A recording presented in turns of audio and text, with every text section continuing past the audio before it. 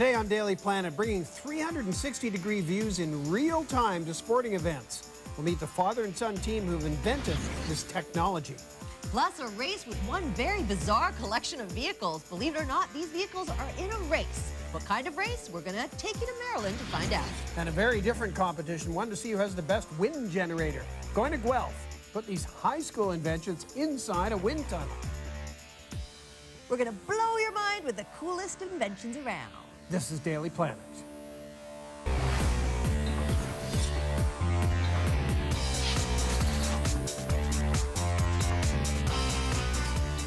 Hi, welcome to Daily Planet. I'm Jay Ingram. And I'm Zaya Tong, and welcome to day 3 of Inventors Week. As you can see, we've got a pretty cool show lined up for you, but there's lots of fun stuff to cover as well. Absolutely. We're going to take you to Ottawa and talk to one of Canada's 2 newest astronauts. That was just announced today. We're also going to keep you up to date on the Shuttle Atlantis mission to the Hubble Space Telescope that's in orbit right now. And later, we'll even give you the details of how some ants are actually being hooked up with radio backpacks. But first, a story about covering every angle of a sporting event. Up. Toes. These gymnasts in Brandon, Manitoba are going through their drills. As far as they know, it's just another practice. Up, in, good. But inventor Mike Brown is in the control room, and he's about to blow their minds. Oh my God, it's awesome. It's every coach's dream and probably every gymnast's nightmare. Coach Henderson is referring to images like this, 3D replays of the athletes in midair. Look at those feet. Now you believe me? Good. It's a dream Mike Brown's been working on for years. He's not afraid of putting himself into the spotlight. I have a history of designing software, specialty software. Mike started to play with the idea after seeing Hollywood blockbuster The Matrix. They did a 360-degree view around the actor in slow motion. And we thought this would be just great if we could do this for sports. But he doesn't have a Hollywood budget. He started with 4 cameras in his living room, and eventually it became this. A portable truss lined with cameras, each aimed at the same point. So we have 40 cameras in a ring, and all of those cameras are robotic. They're pan-tilt cameras. And we can zoom in or follow in 3D within that circular location of cameras. This is our master control station. This is where we can actually control the cameras, make them move, as well as do instant replay. Sounds straightforward, but the real key to the 360 replay system is complex software. What we do is we record all of the video off of every camera into a server farm, and all of those servers are recording the video constantly. The other part of the software actually controls where the cameras move. So by knowing the 3D position of all the cameras, we can target them to look at the same spot in 3D space, which is a key aspect to how it works. Mike easily controls the system with a joystick.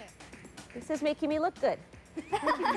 Unlike normal instant replay systems, you're not just limited to picking the time in which you are replaying, but you can actually pick the camera angle as well. So with the joystick, I can scrub and I can alter the camera angle at any time. Not bad for a guy with 0 experience in the TV industry. And that's all there is to it. I think even I could use it. Yeah, definitely. His father, Larry, is his business partner and head cheerleader.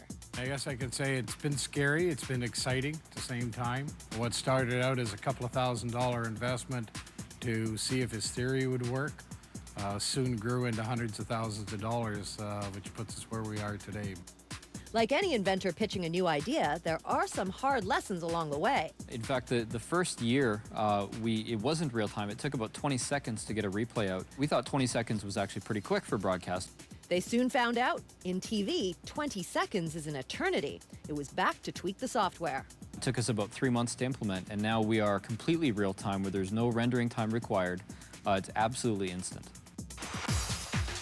They set up demos and produced a slick-looking highlight reel. They tested the concept with the NHL and with the NBA. Reviews were positive. But by the time the system was perfected, there was a new game in town, high-definition television. And so it's back to the workshop once again. And the software pretty much works the same way. A lot of the algorithms that are used for the 3D math to target the cameras, those all remain the same. The communication is the same. This is a special tripod that actually has encoders built on the head. So as we move the unit, The computer picks up the movement and responds by moving the pan tilt head accordingly. So we can actually operate the HD cameras much in the same as a regular camera system. So it's the hardware that's holding them up this time. HD cameras are much more expensive than standard definition units. Too much for a startup inventor like Mike. The life of an inventor is, well, it's a tough one, to be honest. For us, we're trying to get to that next stage. We've sort of grown beyond what we're capable of doing on our own. Even with a rock-solid concept and the smarts to carry it off, it's all about getting the idea into the right hands. Once this thing airs, we maybe get some interested parties to get a hold of us with regards to financing this thing and getting it to HD. Yeah, this would be pretty cool to see in HD. Yeah, it certainly would fulfill a dream, eh? Despite the challenges, Mike still believes in this dream. The real ultimate goal here is with interactive TV. We want to be able to put the control of the camera angle in the viewer's hand. So if you're sitting at home on the couch, you could actually pick up your TV remote and manipulate the camera angle. Hey, what are you doing?